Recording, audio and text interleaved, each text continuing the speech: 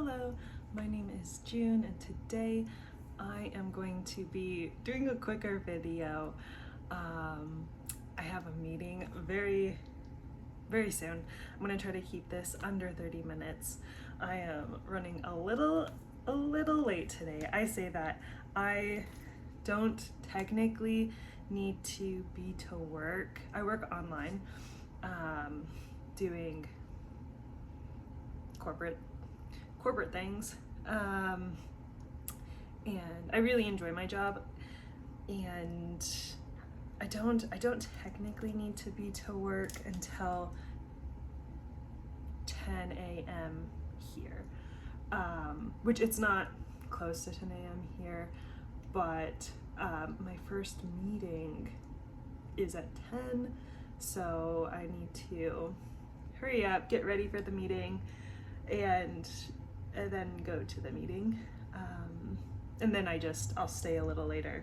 Well, I'll stay later today, but technically the required times to be there at work is like you need to be online or in office from 10 to 2 during the day, and then you can either come in before or after, but 10 to 2 is like you need to be there.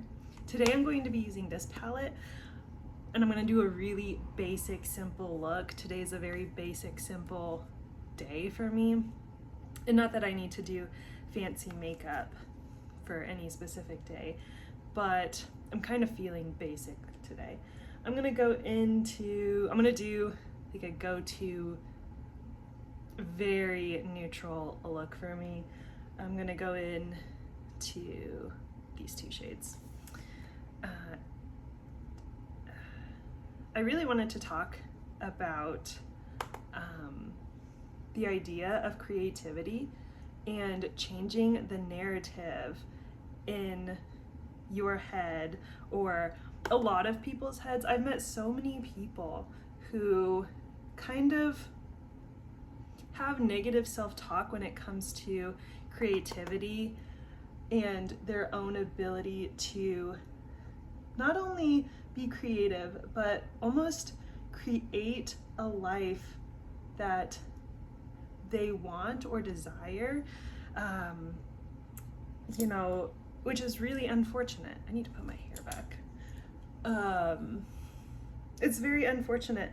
I'm not someone who's really doubted my creativity, even though, like, I'm not gonna lie, in high school, I don't look back and think, wow, I was so bullied in high school, because I really don't think so. I'm gonna go in with Stiletto. Yeah, I'm gonna go in with Stiletto. There's a dip in it. I'm getting close to pan on that. I would definitely not say that I was bullied, but just because I was very detached from people trying to bully me. But definitely, like, looking back, I was probably definitely bullied a little bit in high school by the art kids. Like, they were just really not all of them, but the people I was in class with often were really negative towards me in my art, because they just held a grudge. I won some award in middle school, and they just held on to that. Like, they were still bringing it up senior year, talking about how, oh, you didn't deserve that award. You were the least creative person, and blah, blah, blah, blah, blah. Like, that was the least interesting thing. Like, it was just really weird to me. And so, like, technically that was probably bullying, and I just thought they were being really weird. Like, I didn't, as an adult now, I always do this on this eye. I flip the brush the wrong way. But yeah, I didn't let it get me down, or I didn't absorb their words really. Like, it didn't really matter. I just thought they were being kind of immature. Because, like, I didn't think about that competition after middle school.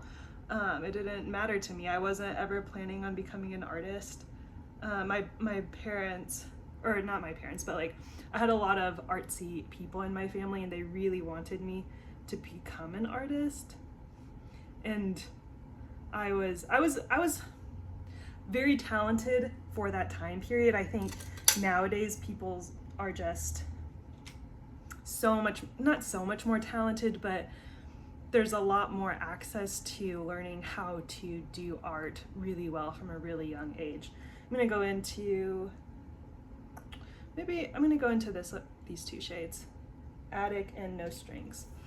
And I say all this, I never doubted my creativity, but I also didn't think I was so creative.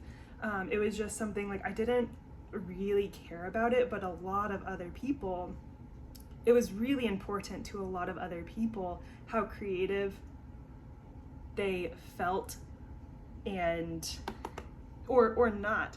Like I had a friend for a long time who would constantly just talk about how uncreative she was, and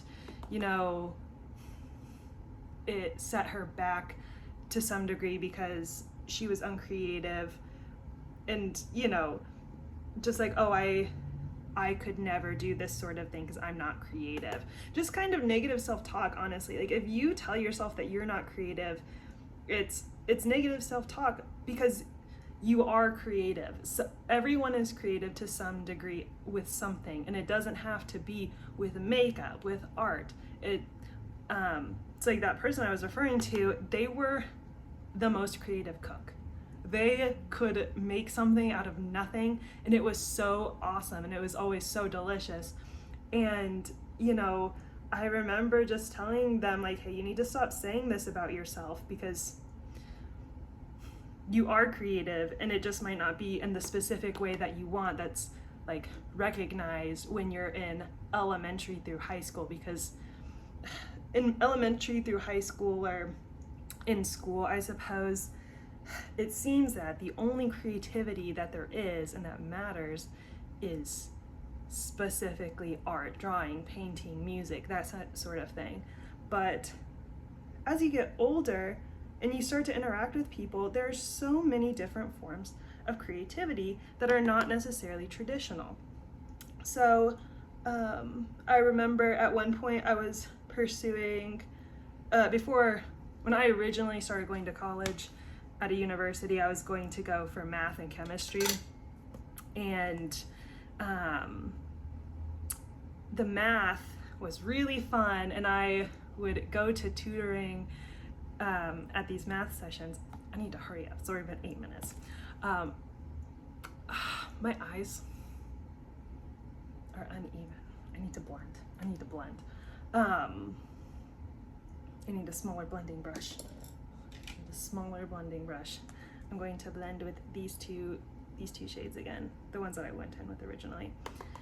I would go to math tutoring for basically so that they could check my homework and make sure that all of my work was correct before turning it in, kind of thing. And that didn't take very long, and then I would just have discussions with the math PhD students who were tutoring, or the grad students or whatever, and we would just talk about basically theories about math, and it was so fun, and that was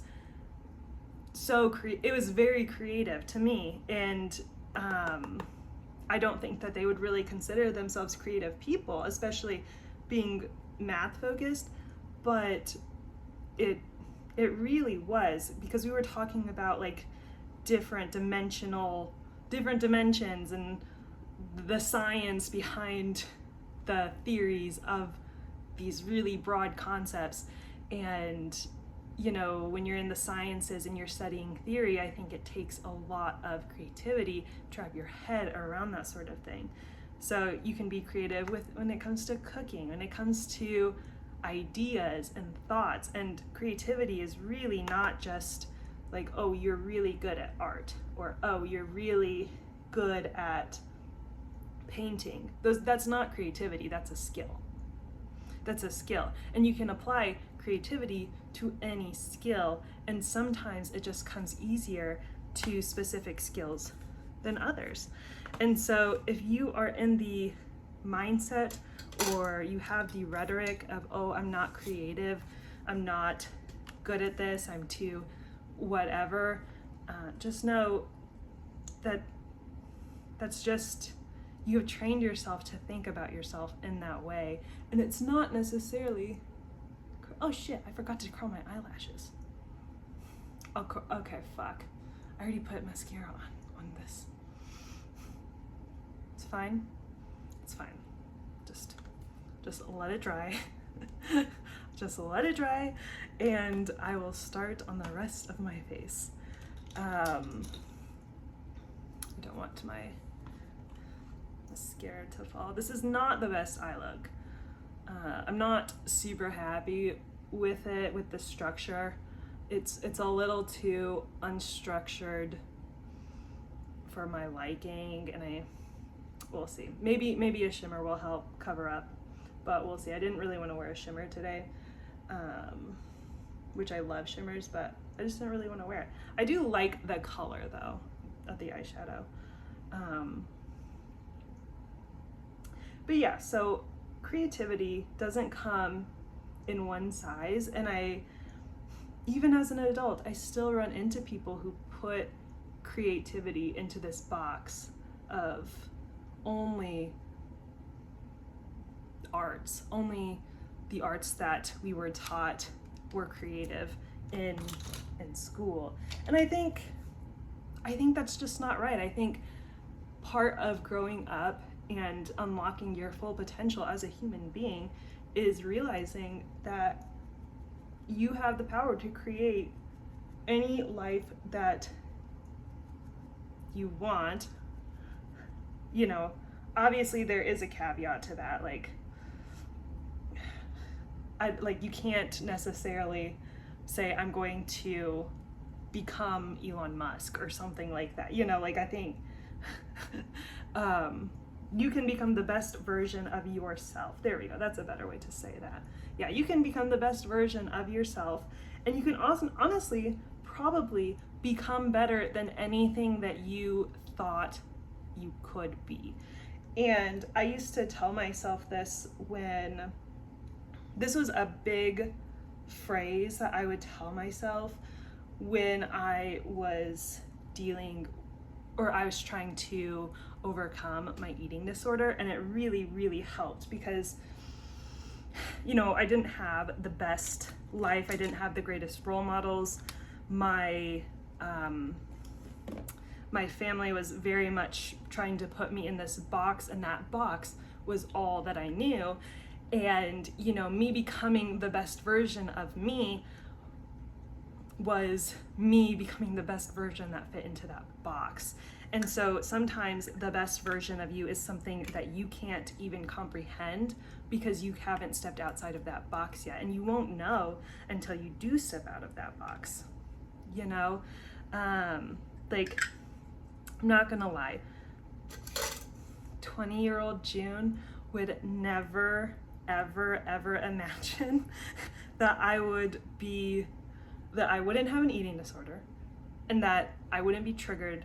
That I wouldn't be triggered by it during hard times, that I would be in a relationship that was really stable, and that, you know, the relationships that I had at 27, you know, are all very stable, very, very healthy currently,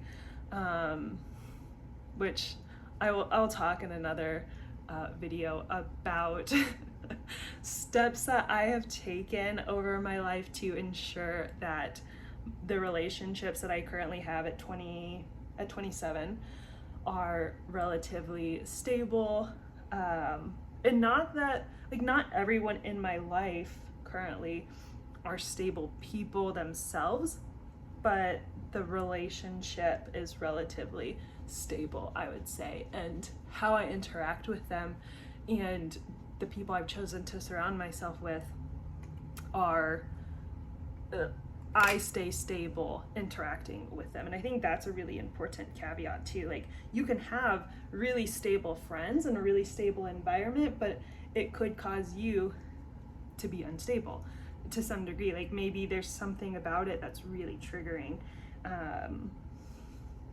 I don't know. I'm not a therapist.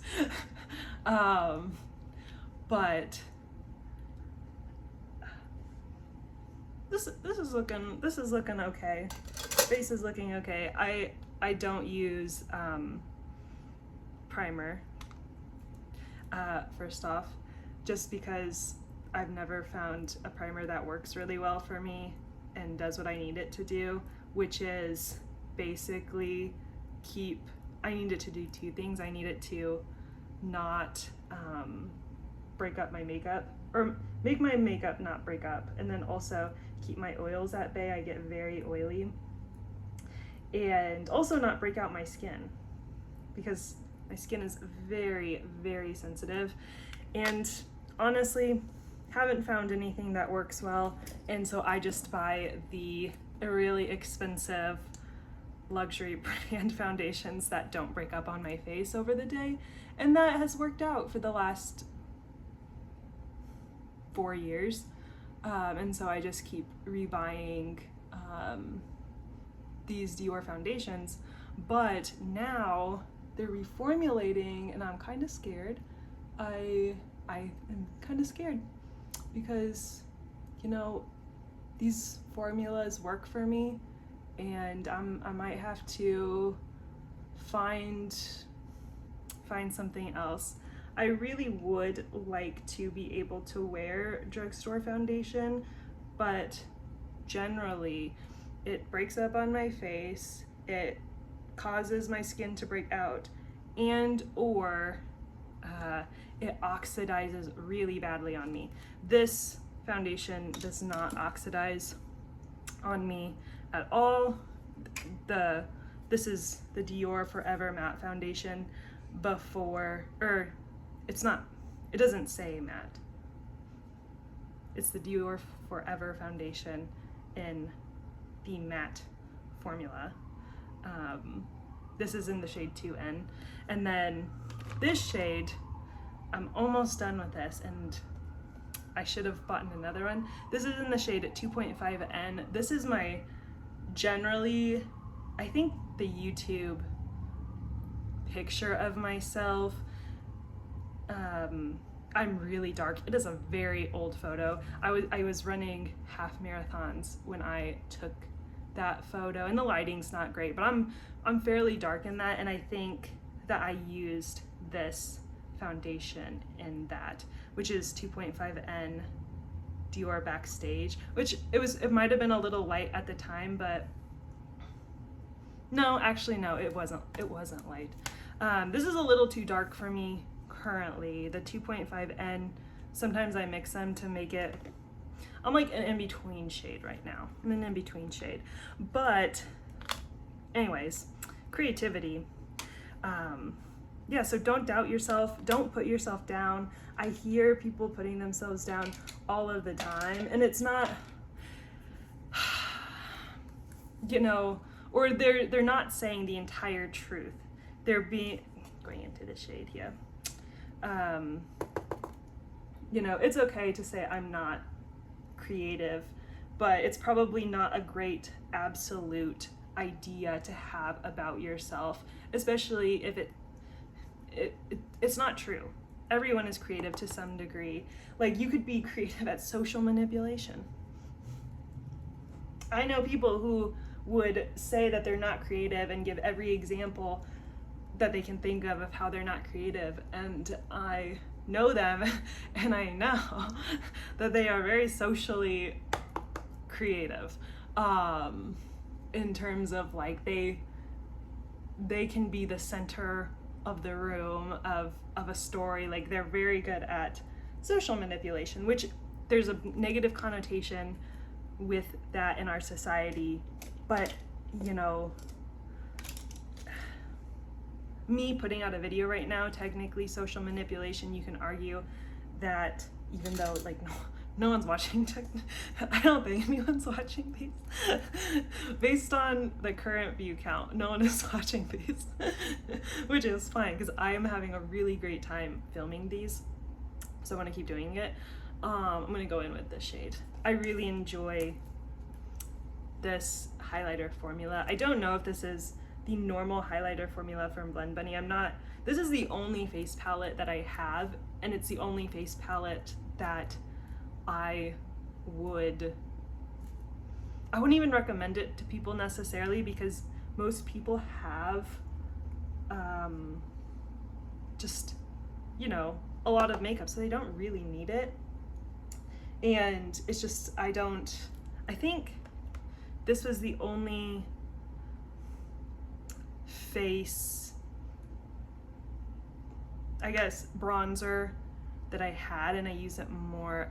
I use it as bronzer. It's not cool enough for that. But I didn't have any contour or anything like that, and I wasn't really interested at the time in trying to figure out, I forgot blush. That's okay. I'll add it now. I wasn't really interested in the time I wasn't interested at the time in trying to find a contour formula or a bronzer formula that really worked for me, because my face shape, it's just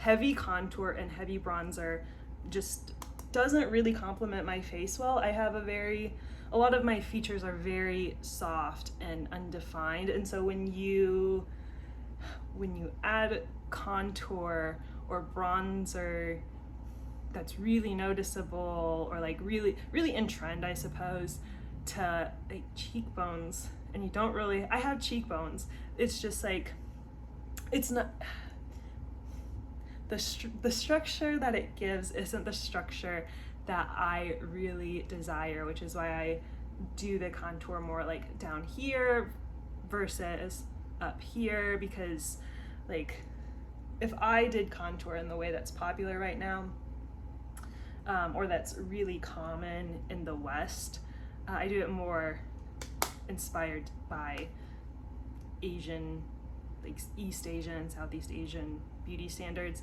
because I am Asian, and so I have an Asian facial structure. So I do that, and it works for me, because if I did the contour here and the bronzer, or the contour and the bronzer and stuff, my lower half would look really heavy, and it's not really a look that I'm going for. And so I just do it a little more softer, and I don't define this separation here as much, just because it's not really the look that I like in myself. And if I'm doing makeup for myself, I want to feel beautiful in it, so I'm going to do it the way I want to, and I don't really care if it's the correct way or the complimentary way. Like yesterday I filmed a video, and I don't think it's up yet, I think it's still loading, of me doing a black and white look, basically, and most people don't like that, and that's fine. And most people probably wouldn't love it on me. Like, I'm not gonna lie, I was very inspired by goth makeup growing up, and I loved wearing just black lipstick, and I would wear 2 different lipstick shades. I liked wearing the black lipstick, which I still have, and this like blue lipstick that was really sparkly, and most people did not like it. People would make comments, and that's fine. It didn't really affect me. It affected me when my friends would make comments, or people that I thought were my friends, because they would give me makeup advice or like tell me things about my makeup that just were not my style, and they'd be a little insistent on it. I'm not friends with these people anymore, but you know, I was expressing myself, and I liked my makeup, and I still like my makeup. Like, this looks professional. This looks, no, I'll say professional. I don't know. I've never gotten in trouble for my makeup at work. But I'm going on a little bit of a tangent because this whole thing was about being creative. But yeah, and I think I've said what I wanted to say, and my makeup is almost done. I'm going to use this lip tint. I have been really loving this. I've had it for a year now, and I use this almost daily. This is the Etude Dear Darling Water Tint in the shade Purple. I don't know what shade this is. It says 12 on the bottom, but I don't really know if it's shade 12. I really like this because it's really it's really lightweight and really watery, and it doesn't feel like I have anything on my lips all day, and it stays all day, and so I really enjoy that. Going more of a blurred look with that. This is my finished makeup for the day. This was a shorter video. It's almost 30 minutes long at this point, but I'm gonna get changed for work, get ready for my meeting, and I hope that this video, you know, helped encourage you to start seeing yourself in a creative way, and hopefully, if you don't have an idea of what you might be creative in, start exploring things that you might be creative in. And yeah, I hope you guys have a great day, and I will see you guys tomorrow probably. Bye bye.